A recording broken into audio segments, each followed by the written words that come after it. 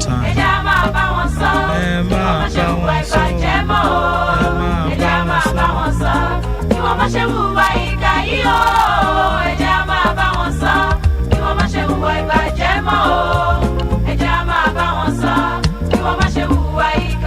Ẹ̀gbọ́nra jìgì kátúnramú oníṣẹ́ ọwọ́ alákọ̀wé gbogbo ẹni tó ń wáṣẹ́ ọmọlé ìwé o òwúrọ̀ lọ́jọ́ ẹni máa ríre o ẹni máa ríre o wọ́n á ṣe. Welcome to our show.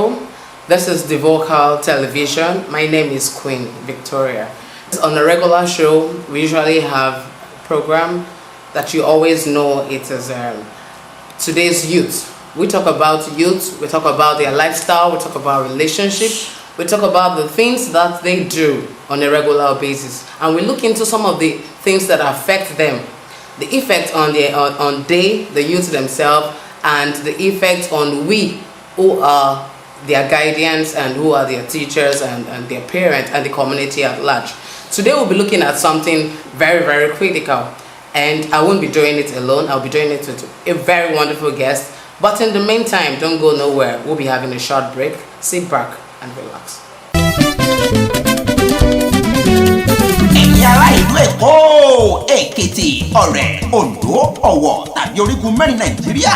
Oríire dé fún tọmọdé tàgbà tó fẹ́ ní ìmọ̀ nípa eré orí ìtàgé, tíátà.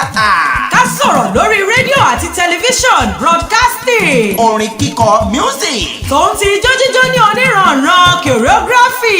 Ká kọ́ bí wọ́n ti ń tẹ̀wé, general printing, tòun ti ẹ̀rọ kọ̀m̀pútà, graphic design. Àǹfààní ńlá dé fún ọ láti ilé ìwé The Vocal Art Institute tí wọ́n ṣe àgbékalẹ̀ ètò ẹ̀kọ́ ọlọ́dún méjì 2 years diploma course. Ètò ẹ̀kọ́ olópin ọ̀sẹ̀ part-time study. Má fi ìgbàgbọ́ rẹ dọ́là o. Yára wá gba fọ́ọ̀mù tirẹ̀ pẹ̀lú ẹgbẹ̀rún mẹ́ta péré 3,000 naira. Ní The Vocal Media Studio nítorí pé ètò ìgbẹ̀kọ́ máa bẹ̀rẹ̀ láìpẹ́ jọjọ. Ṣùgbọ́n wọ́n gba fọ́ọ̀mù tirẹ̀ lóṣù yìí o kí o tó tán tàbí kí ẹ pè wọ́n lórí ẹ̀rọ 080-528-92312. Bí o bá lẹ́bùn tẹ́lẹ̀ fi ẹ̀kọ́ kún. Welcome back. I told you we have a special guest on the show, and she is someone she's a teacher, she's a counselor, and she is somebody that everyone wants to be with because she works with youth. May I invite Mrs. Abimbola to the show? Welcome. Thank you so much, Queen Victoria. How you doing? Thank you for having me on the program today. And I greet all our viewers in the house that are watching me this afternoon. Good afternoon, everyone. Right. Students, I'm greeting you also. Good afternoon. How are you feeling? How are you? And parents also, I'm also greeting everybody. Thanks for having me on the program this afternoon. You're welcome once again. Thank you so much. As you know, this is today's youth. We talk about youth here, and we discuss a lot of silent issues that affect our youth. And we want to really ask one or two questions.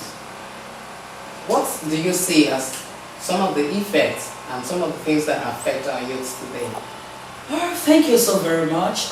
You know, I deal with youths. I'm a counselor in one of the secondary school, and I've had a lot of experiences with the students and the youth at large. When you talk about things that affect the life of the youth, yes. First of all, we'll talk about the environment the society will find ourselves. Because right now, nowadays, the society we find ourselves is not really friendly with the youth. Oh, yeah. Because of the economy of the country, it is very difficult for some parents to give their children 3 square meal. And by so doing, when they can't provide for their need, you see some students or some children, they'll go out, steal, look for means to make sure that their belly are filled. And that one is from the part of the society and the economy of the country. We'll look about the economy of the country. If we leave that, we talk about the school. Yeah. When they leave the home, they go to school. Yes. In the school, what do they experience? We talk about the peer pressure.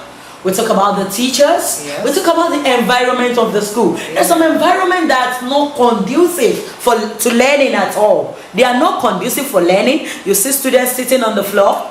They don't have tables to write. They don't have chairs to write in a government schools. Wow. And you see that all these are conditions that affects them. Them. As a counselor, what are some of the things that you have discovered? I mean, you know, sometimes you watch them talk, you watch them move around, sometimes you see them talk to themselves. What are some of the things that you've noticed about some of the youth today? I have noticed a lot. Some of them do come to me for advice as their school counselor. You see that some of them, because of the stress they go through at home, it affects them. Some don't even have time to sleep for a long time before they come to school. And you see that when you don't have enough sleep, your mental balance is not going to be balanced. It affects them. Sometimes when they don't sleep well at home, they wake up very early to do one or two things. Like I will use myself as an example. Even though we grew up to be a better person for ourselves, we see that so many times we wake up as early as 4 o'clock, we go out, we walk, we even walk before going to school. And we see that some of the students still do that today. Wow. And when they get to work, they are so very tired. Even their brain doesn't catch anything again. And we see some of them that they even have enough time to get to work, they have enough time to get to school, to read, but they are confused about what they want to even do with their life. I mean, some of them don't even have focus. They don't have focus. I am confused to do what I want to do. I am confused to be what I desire. I am confused to do what I want to do. Confusion ló dé bá mi. Oh, confusion ló dé bá mi. Confusion ló. Alpha, why are you sitting down here? Mr. Adewale is inside the class. Chemistry teacher. Oh, he's here. Leave him alone. Leave him alone. Kí ló ṣẹlẹ̀? I'm depressed. Something is bothering my mind. About what? Tell me. There are some students that they come to school, they will stay at the back of the school in the Bible. There are some students that they will come to school, they are in the class, they won't listen to what teacher is saying. But I'm confused. Serious? Some are in the class not serious. Some students are roaming about aimlessly. There are some students that are into yahoos and cultists. And here I am. I'm serious. I can still say I'm serious, but I don't know what the future holds for me. I don't even know. I don't know where I don't know where to classify myself. I don't know. I'm somehow confused. I don't know who I want to be in life. I don't just know. I don't know. Come on, let's do it like this. When things are like this, the best solution is to go and meet the school counselor so that we will be guided through. Do you think she can do something? Yes, I'm very sure, 100% sure. Let's go. Thank you. Some you see them in the school like this. When you call them from right, they pass through the left. Some jump through the fence. They don't even know what they want to do with their life. And when you talk to them, they tell you, madam, go and sit down. Wow. Because of the society they are coming from. Like what you just said, that challenges will come. Yes, I can remember one of my students, his name was, if I can still recall, Shegun or so. Then he was a naughty boy. When you say naughty, really? Everything that is very corny, you see him there. Wow. But at the end of the day, he joined the cult. And I was so heartbroken. But at the end of the day, I don't know what happened, because I advised while he was in school. I do call him to my office, advise him, but then he was bent on just going to the wayward.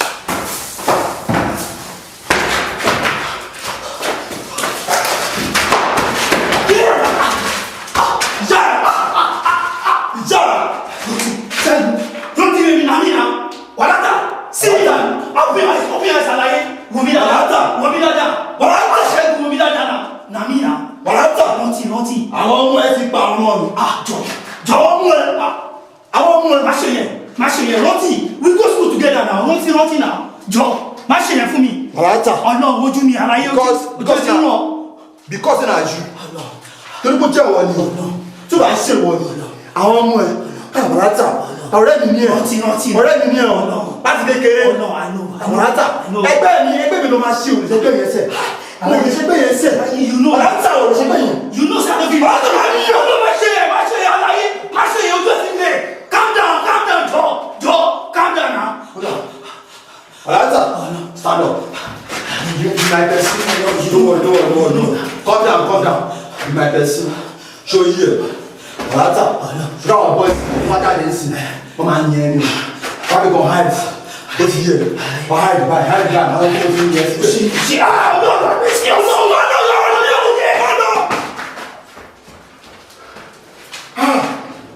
Alata. Ọ̀rẹ́ mi ò bọ́ ìmọ̀lẹ̀ ti dáre mú ní àwọn olè àwọn boys kò sí èrè.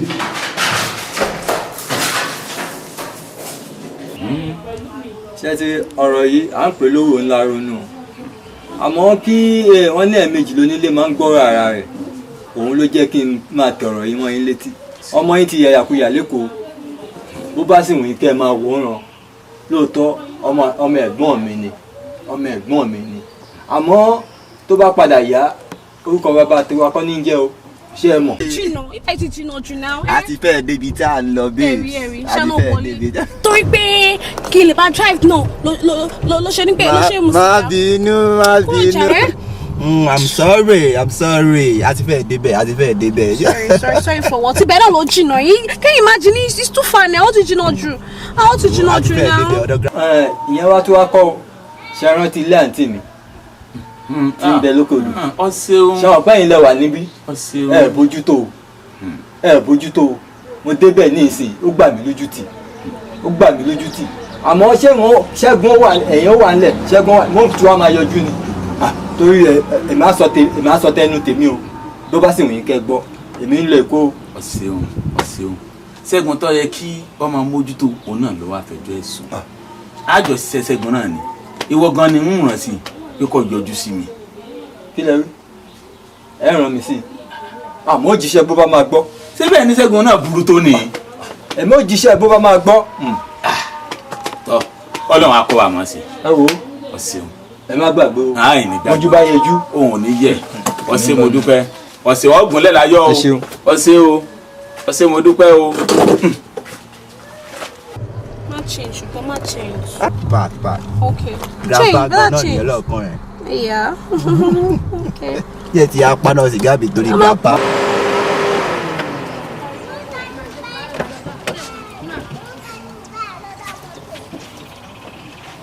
Ṣé grandpa nìyẹn? Yeah. Sorry, I didn't wind up. Ṣé bá ní pẹ́? So I don't even need to wind up. Yeah. Oh God.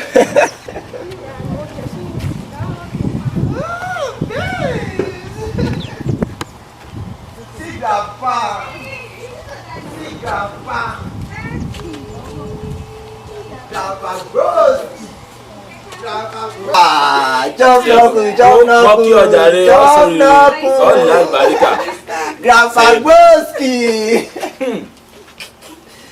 Baba. Grandpa Broski. Grandpa. Babes in here, come. This is my grandpa. Babes. Wo yóò da fún ọ sórí rẹ dáre. Ìyàwó ní jẹ́ babes. So let me bring a chair for you. Yóò da fún ọ. Ìbá jókòó tí ẹ yóò da fún ọ dáre ọmọ dáadáa. Grandpa bọ̀lẹ̀ káwọn chairs yín sí. Bàbá rí sí wa kú láàárọ̀ yìí. Wọ́n wá kó.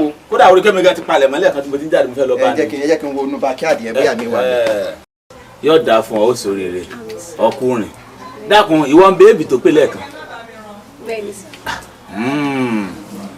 Ọ̀sẹ̀un. Ṣẹ́gun wọ ọ̀sẹ̀ kíá. Ṣẹ́gun.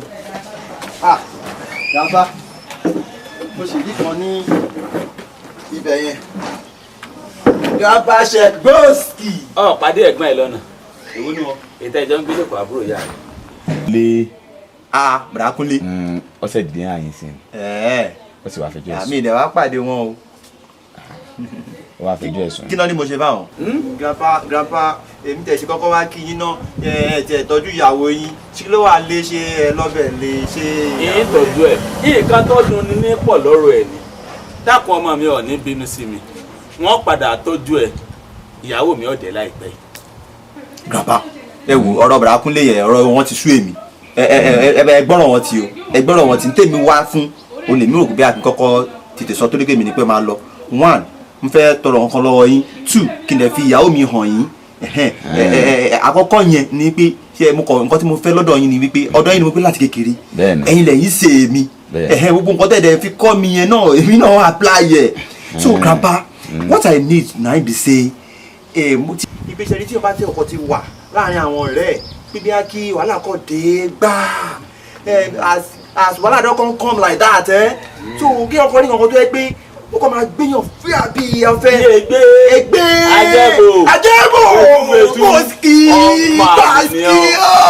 gbàsìkì. sọ́ọ́dún pọ̀ màlè ni dákun tí wọ́n bá fẹ́ wo ẹ̀jẹ̀ èèyàn àwọn alákọ̀wé òun pé mo bí ọmọ nísìnyí o bóyá ẹ̀jẹ̀ wa ń tiẹ̀ ní o àbẹ̀jẹ̀ mi kọ́ o sẹ́mi ní àbí kí ni a máa ń pè náà. DNA ọ̀sẹ̀ wọn ẹ̀jẹ̀ yìí lè rí. a sì DNA tẹ̀sí nítorí pé ọmọ àlè pọ́nbélé ni ọ́ ọmọ àlè ni ọ́ tó ń bá ń sọ ọmọ àlè gbogbo nǹkan tí mo fọ́n gbà tó wà á yín o ọlọ́mọ ló ń lòkulò lẹ́kọ̀ọ́ sọ ma pé àyẹ̀sẹ̀ bí àyẹ̀sẹ̀ kà lè wà ni. She cast anybody grandpa. Me more, I don't know the time, but me more, I don't know, me understand the way grandpa. Wo. Oh, ṣe ká. Mo ti ẹ gbọ́ pé lẹ́kọ̀ọ́ yín o. Àwọn grandpa, ẹ jẹ́ kí babes lọ dúró sínú mọ́tò lọ́rọ̀ ní bá yẹn sọ. Ó ní kó máa lọ. Ẹ̀yin padà pé padà. Ó ṣeun. Babes. Wọ́n lọ jókòó rẹ̀ jókòó síbẹ̀ yẹn. Daddy. Ṣé kí n sí mọ́tò ni? Ó ní ó lọ jókòó nínú mọ́tò. Ń pè ọ́. Babes. Ọsẹ oúnjẹ àárọ̀ máa mi yóò dáa fún ọ. Ọsẹ oúnjẹ àárẹ̀ fà. Ṣé kọ̀mọ̀ pọ̀ ń ṣe gbogbo tó sọ? Ẹ sì jọ wá ni. Àwọn òbí ẹ̀ sì fún ọ lọ́mọ. A máa tó tọrọ ẹ̀ bó ṣe wà yẹn. Èmi ó sì tẹ̀lé ọ lọ. Dákun Ṣẹ́gun. Ó ní gbogbo àwọn ẹgbẹ́ líle wọ́n ń pààyàn wọ́n ń dá fa wàhálà tó wà lọ́dọ̀ yín lọ wọ́n ní wọ́n lórí gbogbo wọn. Dákun mo tiẹ̀ láwọn kan tó ṣẹ̀ mí nù ìlú. Àwọn wo? Àwọn ẹ̀ṣẹ̀ mi. Wọ́n ṣẹ̀yìn. Mo ti fẹ́ kọ́ bá ń dá sẹ́rí àfọ̀. Bẹ́ẹ̀ni wọ́n tó bíi mélòó? Wọ́n pọ̀ díẹ̀. Mo sì fẹ́ rán ọ sí wọn. Wọ́n tó 10. Wọ́n tó bẹ́ẹ̀. Wọ́n tó 10. Okay, dákun no problem. Ṣùgbọ́n kí n wá tó rán ọ sí wọn dákun ọtí pa téèyàn mélòó. Dákun béèrè ó téèyàn mélòó. Grandpa ẹ̀yin bàbá mi I don't feel like for you mi lè parọ́ fún yín mo ti múyàn bíi 24 ilé 24 so àwọn tó ń ṣe ẹ̀yìn yẹn ẹ̀ lọ́sẹ̀ yẹn tó bá tó 10 this is almost 12 o'clock tó bá tó 10 before kí 3 ọ̀sán yìí tó ẹ̀kọ́ júwe lé wọn fún mi ẹ̀kọ́ júwe lé wọn fún mi ṣe gbóòsì ó máa wọ bẹ̀ ariwo máa sọ lé wọn sínsìn wọ́n ṣẹ̀yìn. Ọ̀tọ̀ 24 tí n bá wá mú mẹ́wàá nkùn ọ̀n lọ́bi 34 àbí ọmọ àlè pọ́nbélé ní ọ̀sẹ̀ àyè pààyàn ràn wá gbogbo àwọn nǹkan ta ní ràn wá a fi ń gbàyàn lánìí. àwọn ọmọ aláìgbọràn là ń kọ́. ọ̀dà Ṣẹ́gun yóò dà fún ọ sóríire ọmọ pọ́nmọ tí mo fẹ́ràn ní ọ láti ilẹ̀ ó sì rí pé wọ́n fi nǹkan kan pamọ́ fún un torí àwọn nǹkan tán bàbá wa jogún fa ìwọ nìkan lọmọ tí mo máa ń fún jù tí wọn náà sì mọ̀ dákun ẹgbẹ́ yín tó ní ìsìn ọ̀ sì filẹ̀ ọ̀ dákun. wọ́n pa àgbọ̀kọ̀ fámìlì wa ga mo tiẹ̀ láìkí bọ́ ṣiṣẹ́. mo fi ń gbórúkọ fámìlì wa ga ni tó yẹ pé ó dà èwo nu fámìlì wa lóru mọ́tò tí mò ń lò. èmi náà rí. owó wà ń bẹ̀ tó yẹ pé iṣẹ́ ni mo iṣẹ́ yẹn confam ni mi lè filẹ̀ o grandpa èmi ò lè filẹ̀ o lóòótọ́ èmi ni olórí gbá èmi lórí àwọ̀ wọn tó bẹ̀ lẹ́gbẹ̀ẹ́ mi so tó bá nídìí ẹni bọ̀ tó bá ní èmi náà máa pè so kíní yẹn kò ṣeé filẹ̀ àti tá a bá filẹ̀ báyìí wọ́n máa pa mí ni o wọ́n máa lé mi pa tó yẹ pé má ṣe lóògùn ẹ̀ tá a bá ti ṣe kò ṣeé change mọ́ fẹ́ kí n rọra ṣe mo dẹ̀ wà ókè ń bẹ̀ kí ni yẹn èmi fi ń gbórúkọ fámìlì wa ga ni. dákun má fi nǹkan tí ọ̀dà gbókọ fámìlì wa ga torí pé àìpáyìn náà fámìlì wa sórí àwọn tí wọ́n ń pè yín fúnlẹ̀ o torí pé wọ́n rí iná ṣe ń pè yín gbà gbogbo yín bá jáwọ́ àwọn náà ó fún ẹ lẹ́tọ̀ọ́ ẹ̀ èèyàn kan ò ní dáyà kọ nǹkan tó yẹ kí èèyàn mẹ́jọ mẹ́wàá ọ̀jẹ̀ ẹ̀ tó yẹ kí ìdajì plọ̀tì kan mú lé lọ́wọ́ ẹ̀ tó yẹ kó dídí kan mú lé lọ́wọ́ kan pin kọ́ kárí láàrin ara wọn sọ wá rí àwọn olóṣèlú tán ń lò yìí dákun ọmọ olóṣèlú mélòó ló wà láàrin yín gbogbo àwọn olóṣèlú ti kọ́ ọmọ wọn lọ ìlú èbó wọ́n ti kọ́ ọmọ wọn lọ sókè òkun ìgbà tí wọ́n kọ́ ọmọ wọn lọ sókè òkun náà wá ń dẹ̀yìn láàmú ni ọmọ ọlọ́mọ là ń ránṣẹ́ dé tòrutòru Ṣẹ́gun ọmọ ọlọ́mọ là ń ránṣẹ́ dé tòrutòru ọmọ wọn wà láàrin yín. kò fi bẹ́ẹ̀ sọmọ wọn láàrin wa. ẹ lè rí i tọ́lá àwọn ọmọ wọn ò ní wọn ní ràn ọmọ wọn bí tí wọ́n ti pa wọn wọn ní ràn ọmọ wọn bí tí wọ́n ti sá wọn ládàá sá wọn lọ́gbẹ́ àwọn ti mú gbogbo ọmọ wọn wọ́n ti palẹ̀ wọn mọ́ wọ́n ti kún wọn lọ ìlú èbó wọn a máa ti ẹ̀yìn káàkiri gọ́ wọ́n mọ̀ fowó kéékèèké wọ́n mọ̀ fi owó tó jẹ́ pé ẹ̀yin fúnra yín lè rí ẹ̀yin fúnra yín lè ṣiṣẹ́ kẹ́ ẹ débẹ̀ ṣé ẹ̀yin rora yín pínpẹ́ ẹ̀ lédè ibi tó ga ni ọ̀ ní àlùbáríkà wo mi Ṣẹ́gun wo mi wò sọ́ọ́rí gbogbo tí mò ń sọ fún ọ yìí tara ẹ̀ náà ni dákun tó bá lè fi ẹgbẹ́ ńlẹ̀ inú mi ó dùn púpọ̀ wò bí sọ́ọ́rí àwọn tẹ́ ẹ pa àwọn náà dira Ọlọ́run padà lẹ́yìn wọn ni ẹni tọ́lọ́ ń bá sì wà lẹ́yìn rẹ̀ òun ní dúró ẹni tọ́lọ́ ń bá fẹ́ lọ́mọ èèyàn fẹ́ ẹni Ọlọ́run bá pa lọ́mọ èèyàn ẹni tí Ọlọ́run bá ṣe tán tí ó pa lọ́mọ èèyàn pa. grandpa kí la máa ṣe sírú nǹkan bẹ́ẹ̀ yẹn. àdúrà láàfin tì ọ lẹ́yìn á sọ fún gbogbo àwọn onígbàgbọ́ àwọn mùsùlùmí àtàwọn olóńgbà tó wà ń lò wọ́n fàdúrà tì ọ lẹ́yìn wọn ní rí ọ̀pá ọmọ nǹkan sórí gbogbo àwọn ẹgbẹ́ yín bẹ́ẹ̀ kàwé gbogbo yín lẹ kàwé ẹni tó wà nílé iṣẹ́ ńláńlá wà nù yín ẹni tó wà lọ́fíìsì tó tóbi wà nù yín ẹni tó dá nílé iṣẹ́ tiẹ̀ tó tóbi á wà nù yín ẹ ṣe máa fara yín sókè kí gbogbo yín ọmọ àdólówó wò ìbànújẹ́ ni kí mọ̀jì tí ó tójú òbí rọ̀rùn alákejì nígbà tóbi bá bẹ̀ sí bí yín láti kékeré ẹ lọ iléèwé alákọ̀ọ́bẹ̀rẹ̀ ẹ lọ girama ẹ tún lọ iléèwé ńlá òbí wá ṣe tán pé kò ń jókòó kó máa jẹun ọmọ wọ́n wá sọ pé ọmọ náà fò sálẹ̀ òkú dákun bò ní òsì rí lọ́kàn ọ̀gbìn náà. ó dáa mo ti gbọ́ máa ro nǹkan tí màá ṣe máa rò ó máa ṣiṣẹ́ lé lórí ẹ ti gbọ́ Ọlọ́run á ràn wá lọ́wọ́. mọ kí ni tí mo bí yẹn ń kọ́. àyìn fún ọ. àkéésì èsì ó dìgbò bá change. tí bá change. ń wà fún ọ ọ̀dọ̀ máa lọ. ok grandpa kò sí wàhálà ẹ lè tọ́ ẹ dà ẹ má wọrí máa ṣiṣẹ́ lé lórí máa dẹ̀ rò ọ̀pọ̀dé má gbàgbé a máa tó lọ tọrọ ọmọ ilẹ̀ yẹn o. gbọ̀ngàn kan ní kí wọ́n á fi hàn yín sọ́dà tá a mọ̀ pa ṣe máa tètè lọ a ṣe máa lọ tọrọ ẹ̀ láì. tọ́ba ti change tọ́ba ti sọ ọmọ dáadáa bíi ti tẹ́lẹ̀ ìwé làbúrò ọmọ tẹ̀lé ọ lọ. babes ní nǹkan dá. for free díẹ̀ kí n tó máa lọ ẹ ti gbọ́. grandpa bàbá ṣe gbóòsì jọ́kọ̀ọ́kù.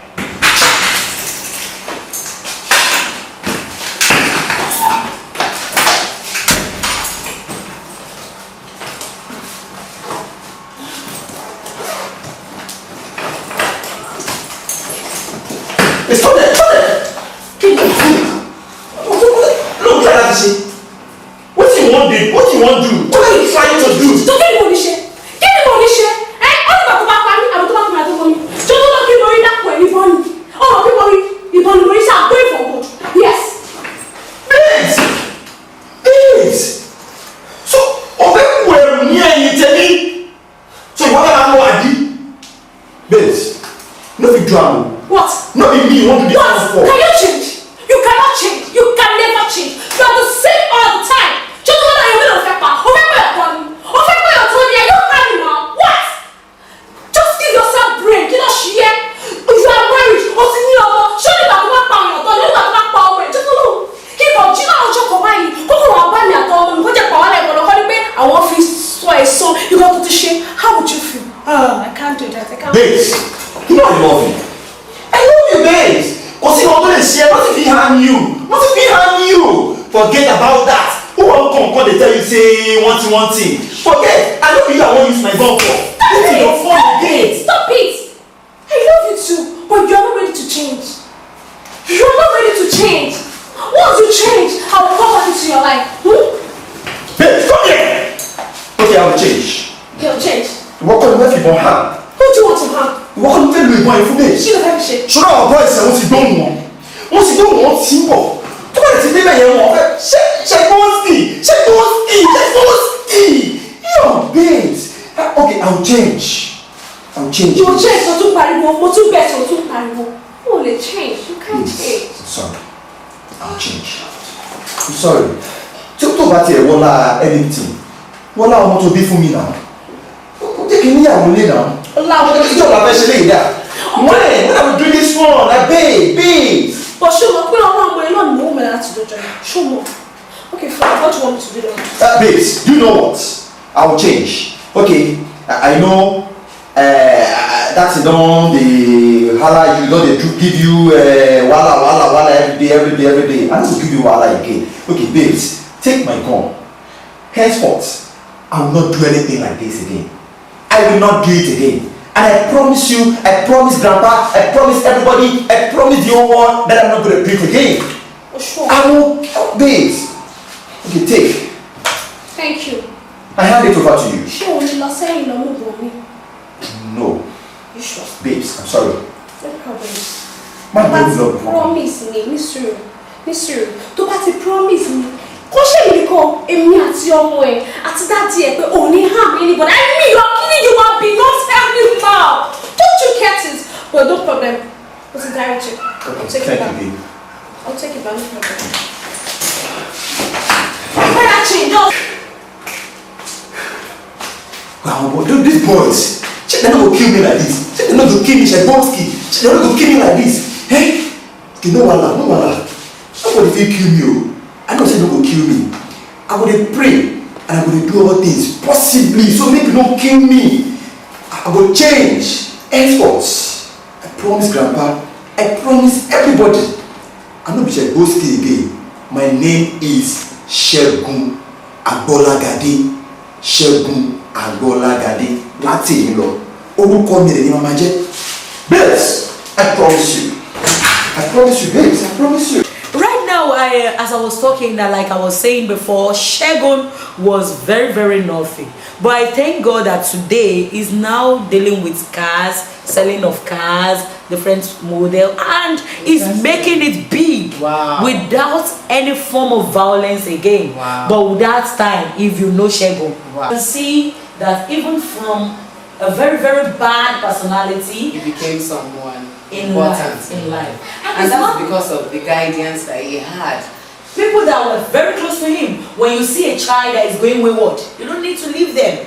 You need to encourage them. Sometimes that words that you spoke with him at that point may not make any sense. Yes. But at the end of later, the day, they will think about it and they will do something. Like another student. As a counselor, I do have experiences and meet with different students. Like one of my students one time, long time ago, he has been one of the teachers has been pestering her, disturbing her, asking her for relationship and so many other rubbish like that. So we can say, well, I was telling you that teachers too can be part of the reason why students are not coming out better in life. You can see this man is one of their maths teacher, be asking this girl out, come and see me in my office. Whoa, Ada, you too serious, so Ada. Which assignment are you doing now? Serious, so Which assignment? Is it the one Mr. Delegation gave us? Come on. There are some students to this school. I don't even know what is going on in this school. She's lost. There are some students. Mr. Gbadege, she asked Grace out. Our friend Grace. There are some students. This issue on who play all around my the friend. school. I don't get. They asked me out. Yes. Yes. So let's go. If you try to do anything, we treat this fuck off. There are some students. Let's go. You can't do anything. All around the school. I see everybody's aware. So if you just try to ìgbẹ̀yìn lójú o. See, that man, if he does anything to us, as in, just do anything, just treat it fuck up. Treat it fuck up. I know you have to have remembered, but I still have to Are you sure he's not going to punish you? He can't do anything. Everybody in this school knows what he's doing. So he can't do anything. We'll just embarrass him.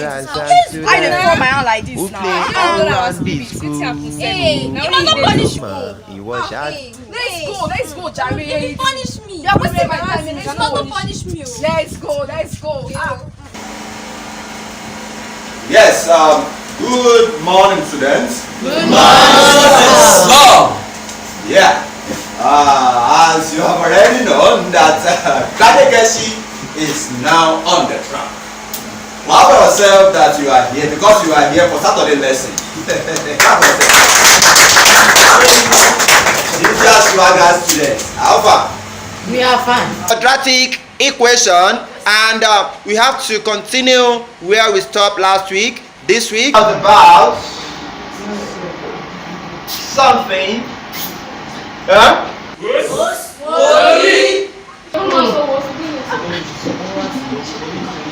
Wọ́n fún mi àbí?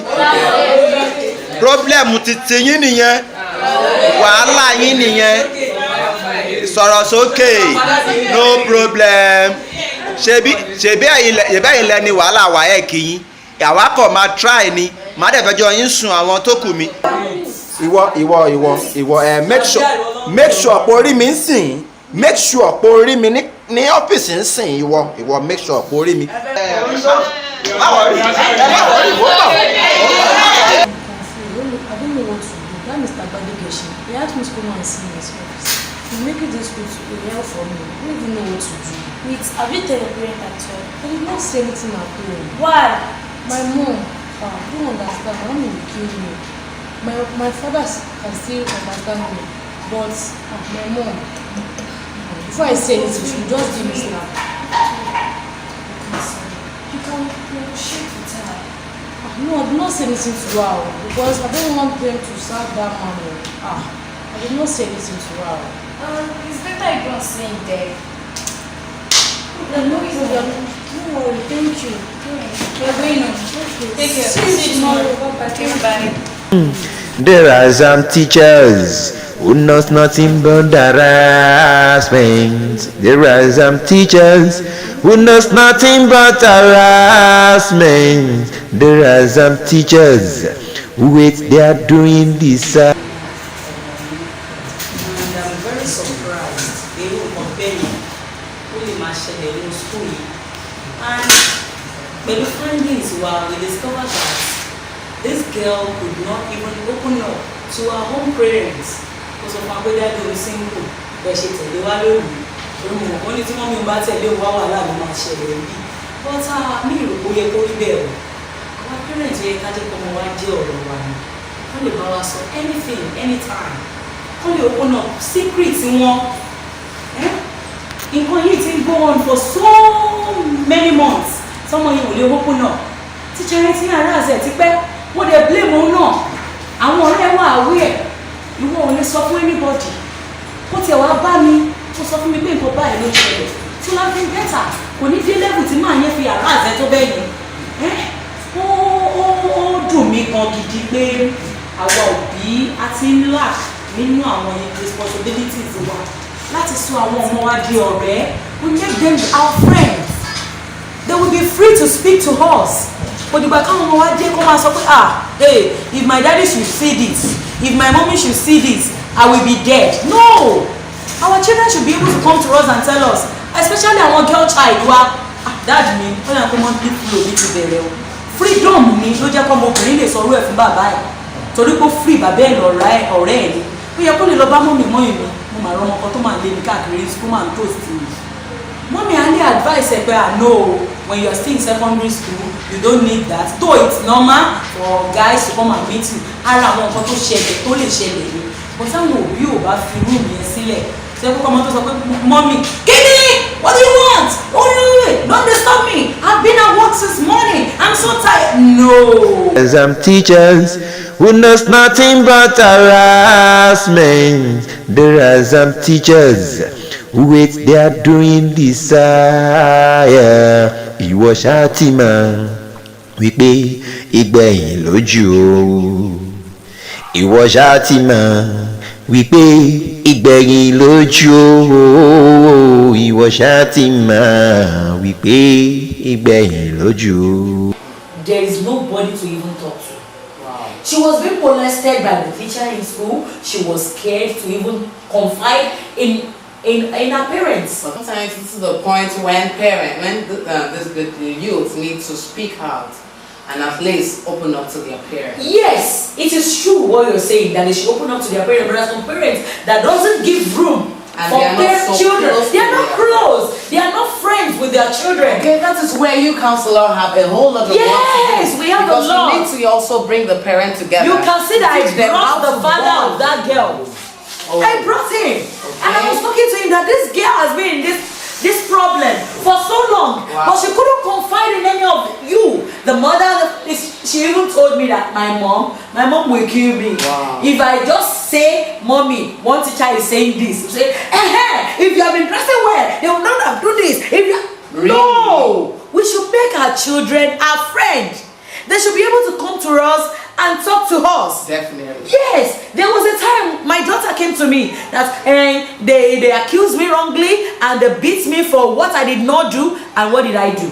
Even though I was angry with the teacher, I just called my child. Come, I'm very sorry. Sometimes it is like that in school. Sometimes teacher behave like that, but don't take it to your heart. They won't do that like that again. I can't go to your school and fight, but just calm yourself now. Yeah. Next time, she will be free to come back to me. Definitely. But if she come the first time, I say, and you probably gave her a because you are doing rubbish, the teacher will not lie. The teacher will do this. The teacher is always right. She won't come back. She won't come back to you anymore. So give them room to talk. Make them your friend. Then they will come to you and tell you what they are going through. Wow. As you can see, that is Mrs. Abimbola speaking, and she's actually speaking from experience. So parents who are listening, guidance counselor out there, teachers, it should learn something from what is going on out there. As we know that this is a program that has to do with youths, has to do with teenagers, you need to bring those children to yourself as parents. Make sure the bond is there, so that they can speak with you at any time when anything happens to them. And as for their career path, you should be able to guide them. Let them be free to ask you questions. As for the students, let them be free to speak with you. We discovered that youth generally, I discovered 3 things about them. One's lack of purpose. Most of them really don't know what they want to be. And they don't know what they want to actually achieve. And it is always said that when the purpose of a thing is not known, abuse is inevitable. So most of the time, they need to get a purpose. When you get a purpose, the next thing you do, you make sure you stay true to it. And once they stay true to it, they would always go. And the third one is, you should always face the challenges. You can't get it. You can't rule out the fact that challenges will not come. It will definitely come. But when they come, they are giving you just an open ground for you to move in to the next stage of your life. Ẹ jẹ́ ká wá mọ̀ tó ń ṣẹlẹ̀ nílẹ̀ yìí o. Ẹ̀yin tẹ́ ń darí wa ò ní Èkó. Ètò tó lárinrin máa dé o látọwọ́ ọmọba Adéfọ́lájú ọmọ Sàrùmí.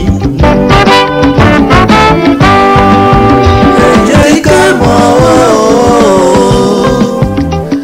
ẹ jẹ́ ká mọ̀ ẹ jẹ́ ká mọ̀. Ẹ̀yin kọmíṣánná ẹ jẹ́ ká mọ̀, House of Assembly ẹ jẹ́ ká mọ̀, chairman ẹ jẹ́ ká mọ̀, ẹ̀yin lọ́balọ́ba ẹ jẹ́ ká mọ̀, kánsẹ́lọ̀ ńkọ́ ẹ jẹ́ ká mọ̀, CDA ESCO ẹ jẹ́ ká mọ̀, ẹ̀yin alẹ́nulọ́rọ̀ ẹ̀yin ilé iṣẹ́ ńkọ́.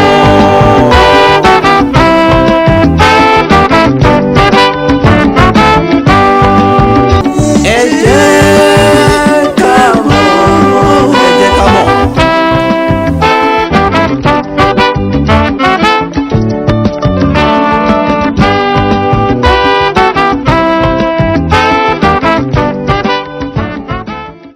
welcome back. And we still have Mrs. Abimbola on the show. I would like to know what's the role of government to make sure the society is quite fitting for the youth today. Wow. When we talk about government, the government have a lot to do. But I would say government needs to put in place a conducive environment for the students in school. Okay. Like in some schools that I've been to, you see students sitting on the floor, no desk, no chair. Some the classes, even though they've been doing a lot, we can see that some of the students that we even have what the government have put in place for their own convenience, they will destroy it, they will spoil it. Like Luasa now, they have chairs, they have tables, but the students have spoiled the chairs and the tables. And right now they don't even have fence. They need that, the government needs to do. But I will I particularly thank the Commissioner for Education in Lagos State, Mrs. Fisayo. She's really trying. Like in a Maya Community Grammar School, she has been doing a lot.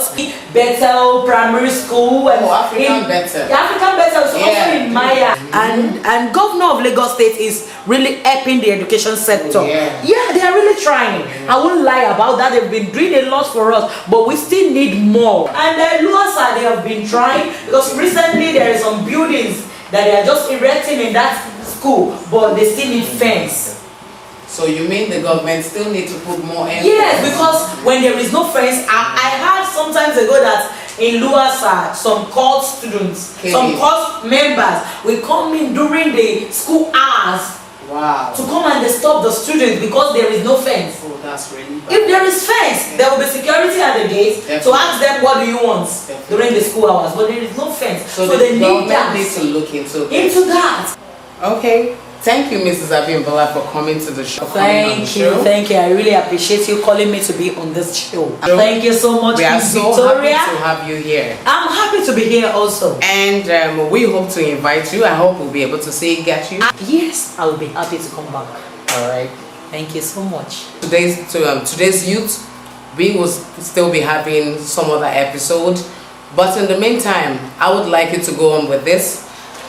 For you who are watching us live on the Vocal Television, one thing you need to do, get a purpose, as you always know, keep on the focus and never lose focus. There may be challenges that will come across your way in the course of this journey. Never give up on it. Stick to yourself and be true to whatever you have desired or what you have make up your mind to do. So whatever you make up your mind to do, make sure you do it. Stick to your purpose. Never give up on whatever challenges that come your way. Till next time, we'll meet on the Vocal Television. My name remains Queen Victoria. Thank you very much. Do have a fabulous weekend. Ciao, ciao.